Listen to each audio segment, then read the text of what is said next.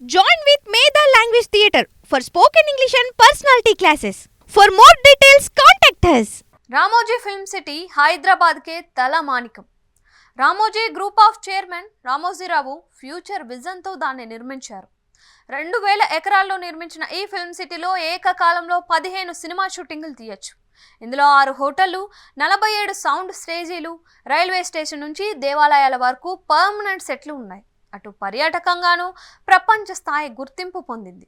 అత్యంత పెద్ద స్థాయిలో నిర్మించిన ఫిల్మ్ సిటీపై ఎన్నో రకాల ఆరోపణలు కూడా ఉన్నాయి. 2000 ఎకరాల్లో నిర్మించిన ఫిల్మ్ సిటీ మీద తెలంగాణ ఉద్యమ సమయంలో రకరకాల ఆరోపణలు చేశారు. గతంలో కేసీఆర్ అధికారంలోకి రాకముందు 1000 నాగళ్లు పెట్టి ఫిల్మ్ సిటీని దున్నేస్తాం అంటూ భారీ ప్రకటనలు సైతం చేశారు. అధికారంలోకి వచ్చాక ఆ విషయాన్ని విస్మరించారు. అది వేరే విషయం అనుకోండి. అయితే ఇప్పుడు ఈ అంశం మరోసారి తెర మీదకు వస్తోంది. ప్రస్తుతం హైదరాబాద్ దాని చుట్టుపక్కల చెరువులను ఆక్రమించి నిర్మించిన కట్టడాలను హైడ్రా కూల్చివేస్తోంది. చిన్న పెద్ద పొలిటికల్ అనే తేడా లేకుండా హైడ్రా తన పని తాను చేసుకుంటూ పోతోంది. ఏకంగా సినీ నటుడు నాగార్జునకు చెందిన ఎన్ కన్వెన్షన్ సైతం FTL పరిధిలోనే ఉందని నిర్ధారించిన హైడ్రా నేలమట్టం చేసేసింది. దాంతో పాటే చాలా మంది పొలిటికల్ లీడర్ల ఫామ్ హౌస్లపై కూడా కన్నేసింది. వాటి వివరాలు తీస్తోంది. అవి కూడా అక్రమ నిర్మాణాలే అని తెలితే వాటిని కూడా కూల్చేందుకు సిద్ధమవుతోంది. ఇంతవరకు బాగానే ఉన్న రామోజీ ఫిల్మ్ సిటీ వైపు హైడ్రా వెళ్తోందా అని పలువురు అనుమానాలు వ్యక్తం చేస్తున్నారు.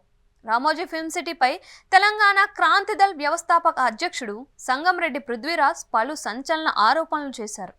గతంలో 1,00,000 నాగళ్లతో దున్ని పేదల భూములను స్వాధీనం చేసుకుంటామని చెప్పిన వారు ఇంకా వారికి ఎక్కువ భూమిని కట్టబెట్టారని ఆరోపించారు. అస్తిత్వం కోసం పోరాడి సాధించుకున్న తెలంగాణలోనూ వారికే దాసోహం అయ్యారు అంటూ తీవ్ర వ్యాఖ్యలు చేశారు. అంతేకాదు, ఫిల్మ్ సిటీ నిర్మాణంలో 4 గ్రామాలు పోయాయని, FTL కింద ఫిల్మ్ సిటీ నిర్మాణం జరిగిందని పృథ్వీరాజ్ చెప్పుకొచ్చారు. ఫిల్మ్ సిటీలో 3 పెద్ద చెరువులు ఉన్నాయని ఆరోపించారు. పెద్దాసాగర్, ఇంద్రసాగర్తో పాటు కుంటలు కూడా చాలా వరకు ఉన్నాయని ఆరోపించారు. కొన్ని కాలువలను కబ్జా చేసి ఇల్లు నిర్మించారని, దాని పక్కనే నాలా పోయేలా 18 ఫీట్లతో వాల్ కట్టారని ఆరోపించారు. ముఖ్యమంత్రి రేవంత్ రెడ్డి ప్రభుత్వం తీసుకొచ్చిన హైడ్రా వ్యవస్థ అక్కడి వరకు కూడా పోవాలని డిమాండ్ చేస్తున్నారు.